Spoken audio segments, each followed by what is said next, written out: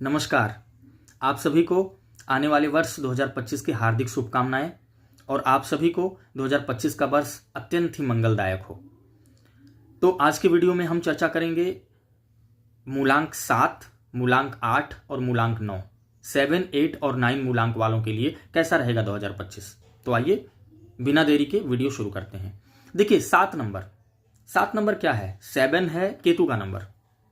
Ketu research का कारक, deep में जाने वाला, हैंडमेड काम करने वाला, काम को छोटे छोटे टुकड़ों में बांट के करने वाला, बहुत ही रूट तक किसी काम में जाने वाला और रिसर्च में इतना डीप तक चले जाने वाला कि उसे खुद ही नहीं पता चलता कि मैं कितना डीप में चला गया हूं। स्पिरिचुअलिटी का कारक, डिटैचमेंट का कारक, किसी भी रिश्ते को कट करने का कारक, ये सब केतु है।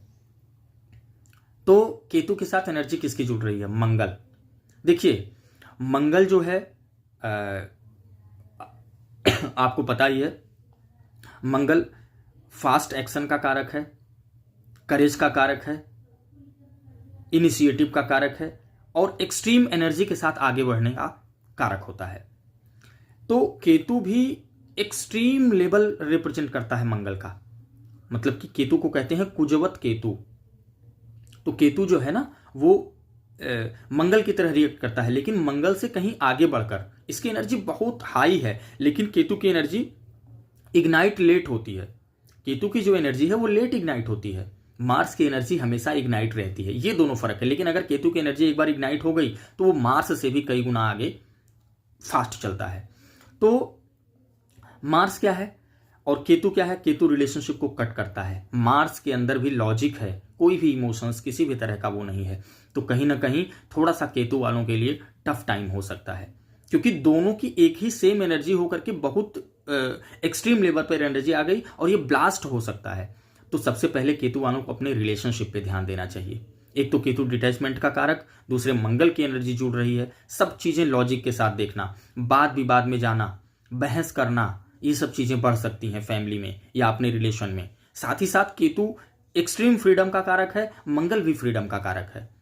तो किसी भी तरह का बाउंडेशन ना मतलब लेना, केतु की एनर्जी और मंगल की एनर्जी रिप्रेजेंट करती है। तो फैमिली में रिस्पॉन्सिबिलिटीज को लेकर के क्लैशेस हो सकते हैं, इमोशनल लेवल पर प्रॉब्लम हो सकती है। तो 7 नंबर वालों के लिए थोड़ा सा टफ टाइम रहने वाला है।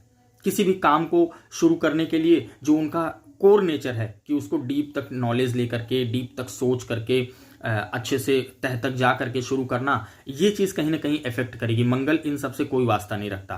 तो अचानक से कोई काम शुरू करने के कारण से उन्हें प्रॉब्लम आ सकती है। बिना सोचे समझे वो कूद पड़ेंगे किसी भी काम में और फ्रीडम के चक्कर में जल्दी जल्दी उस काम को करेंगे तो उन्हें मिस्टेक्स आएगा और उसमें लॉस के चांसेस बनेंगे। तो किसी भी नए काम को शुरू करने से पहले थोड़ा रुकिए, सोचिए और लोगों की सलाह लीजिए, तब आगे बढ़िए।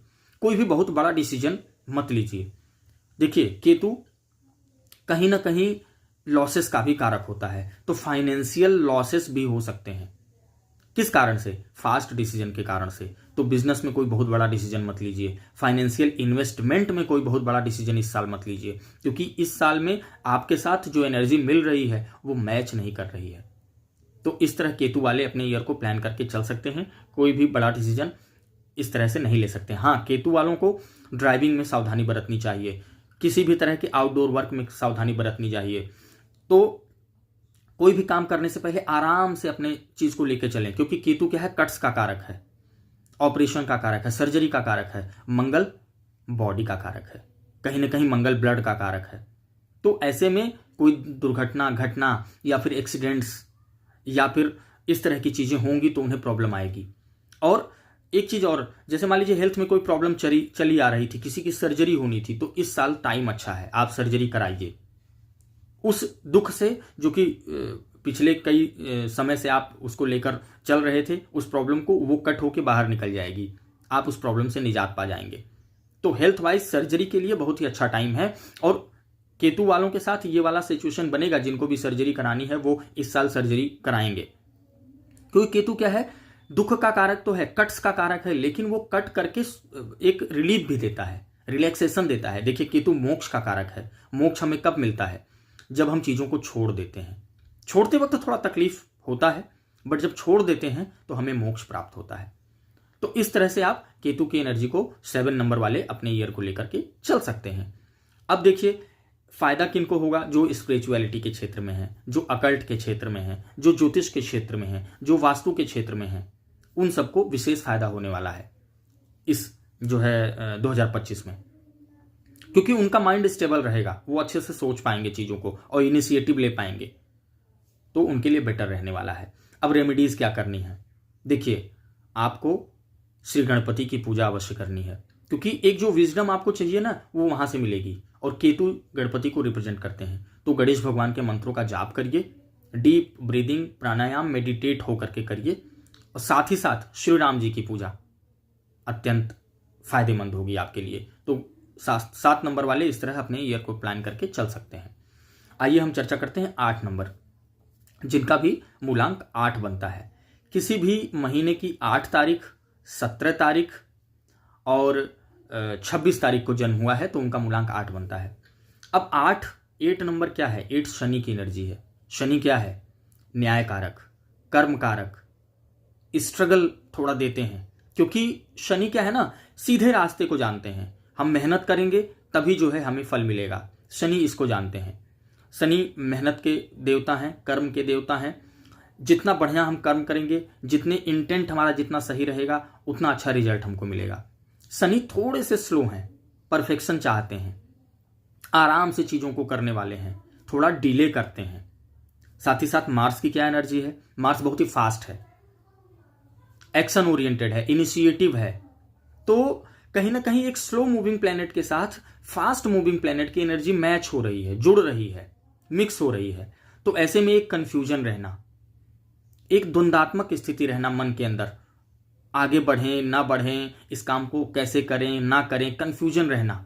बट ओवरऑल शनि का जो भी 8 नंबर वाले हैं वो नया इनिशिएटिव ले पाएंगे, नई शुरुआत कर पाएंगे, क्योंकि कहीं ना कहीं 8 की जो एनर्जी है ना वो बहुत स्लो कर देती है चीज़ों को। तो थोड़ा सा फास्ट इनके लाइफ में चीज़ें होनी शुरू होंगी। तो मैं इस एनर्जी को शनि और मंगल जो साथ में, क्योंकि कर्म के साथ एनर्जी जुड़ रही है, मैं इसको बुरा नहीं मानता, ये अच्छा जाएगा। हाँ, थोड़ा सा हेल्थ में ध्यान देना है, क्योंकि 9 नंबर बॉडी का कारक है और 8 नंबर कहीं ना कहीं पीड़ा, दुख, स्ट्रगल का कारक है। तो हेल्थ के लिए इनको विशेष सावधान रहने की जरूरत है। डिसीजन लेने में, क्योंकि 8 नंबर है, शनि मैच्योरिटी को रिप्रेजेंट करता है। 9 नंबर भले ही मार्स का है, वो फास्ट है, अचानक से डिसीजन लेने वाला है, लेकिन इनकी मैच्योरिटी, इनका जो क्या कहते हैं पेशेंस है, वो काम आएगा। एक तरफ पेशेंस और एक तरफ इम्पेशेंस, तो दोनों मिलकर बैलेंस होगा। तो 8 नंबर वालों के लिए प्रोफेशनल लाइफ के लिए बेटर है। हाँ, यह है मेहनत करनी पड़ेगी, मेहनत करवाएगा तो रिजल्ट भी अच्छा मिलने वाला है, कोई बहुत ज़्यादा चिंता करने की जरूरत नहीं है। हाँ, हेल्थ में 9 नंबर वालों को विशेष ध्यान देने की जरूरत है। अब देखिए 8 नंबर वालों को सबसे अच्छी रेमेडी क्या रहेगी, हनुमान जी की पूजा करें, श्री राम जी की पूजा करें और साथ में शिव जी की, इन तीनों को साधें, बहुत ही अच्छा वर्ष जाने वाला है। अब आइए 9 नंबर की चर्चा करते हैं। देखिए मूलांक 9, जिनका भी जन्म किसी भी महीने की 9 तारीख, 18 तारीख, 27 तारीख इनको बनता है, इनको होता है, तो वो 9 नंबर से रूल होते हैं। 9 नंबर मंगल की एनर्जी, अगेन 9 नंबर मंगल की एनर्जी, तो उनके लिए फेवरेबल समय है, क्योंकि बहुत ही एनर्जी दोनों मिल करके एक्सट्रीम एनर्जी दे रही है। लेकिन उन्हें सावधानी कहाँ बरतनी होगी, किसी भी डिसीजन को लेते वक्त बहुत ही फास्ट ना करें, अचानक से कोई भी डिसीजन ना लें। थोड़ा सा 9 नंबर वालों के लिए ये वर्ष रिलेशनशिप के लिए प्रॉब्लमेटिक हो सकता है, क्योंकि रिलेशन को सपोर्ट करने वाला कोई भी प्लेनेट यहाँ पर मैच नहीं हो रहा है, कोई भी एनर्जी यहाँ पर मैच नहीं हो रही है। तो बहुत ही स्ट्रेट फॉरवर्ड होते हैं 9 नंबर वाले, तो इस साल और ज़्यादा हो जाएंगे। तो इस कारण से रिश्तों में कट्स आना, रिश्ते खराब होना, फैमिली में प्रॉब्लम आना, किसी भी काम में बहुत ज़्यादा फास्ट तरीके से इंडल्ज होने के कारण से मिस्टेक्स होना, ये सब गलतियां हो सकती हैं। हाँ, कोई भी इनिशिएटिव लेना चाहते हैं, बहुत अच्छा जाएगा। किसी भी प्रकार का निर्णय इनके जीवन का बहुत ही फास्ट तरीके से होने के कारण मिस्टेक्स के चांसेस बनते हैं। अब इनिशिएटिव तो इनका हो जाएगा 9 नंबर वालों का, लेकिन साथ ही साथ जो रिदम बनेगा काम करने का, वो फिर अगले वर्ष बनेगा जब सूर्य की एनर्जी मिक्स होगी तब। अब देखिए 9 नंबर वालों को सावधान कहाँ रहना है, हेल्थ को ध्यान देना है, क्योंकि कहीं ना कहीं बहुत एक्सट्रीम एनर्जी के कारण से मिस्टेक्स कर सकते हैं, चोट चपेट लगने की संभावना, एक्सीडेंट्स के खतरे, ये सब 9 नंबर वालों के लिए हो सकता है। फायर से बच के रहें, अग्नि से बच के रहें, क्योंकि दोनों नंबर्स अग्नि का कारक है। तो ऐसे में, और दोनों बॉडी को रिप्रेजेंट करता है, ब्लड को रिप्रेजेंट करता है, तो थोड़ा सा आपको हेल्थ वगैरह में बच के चलना है, डिसीजन को आराम से लेना है, तो फिर आपका फेवरेबल रहेगा टाइम। प्रोफेशनल लाइफ में, एजुकेशन के लिए भी ठीक रहेगा। एजुकेशन में देखिए स्टूडेंट्स को किन मामलों में बचना है, जिन भी स्टूडेंट्स का एग्जाम है या कॉम्पिटिटिव कोई भी एग्जाम है, तो उन्हें बहुत ही फास्ट डिसीजन लेंगे। वो क्वेश्चन देखा, तुरंत बिना सोचे समझे टिक कर दिया, गोला भर दिया, प्रॉब्लम हो गई। बाद में समझ में आया यार ये तो गलती हो गई। तो थोड़ा सा होल्ड करके, सोच करके चलें, क्योंकि कहीं ना कहीं ठीक है, आपका 9 नंबर मूलांक है और फेवरेबल वर्ष 9 आ रहा है, वो सारी चीजें ठीक है, लेकिन एनर्जी भी आप देखिए, दोनों एनर्जी मिक्स होके एकदम एक्सट्रीम एनर्जी और बहुत ही फास्ट हो गया सब कुछ।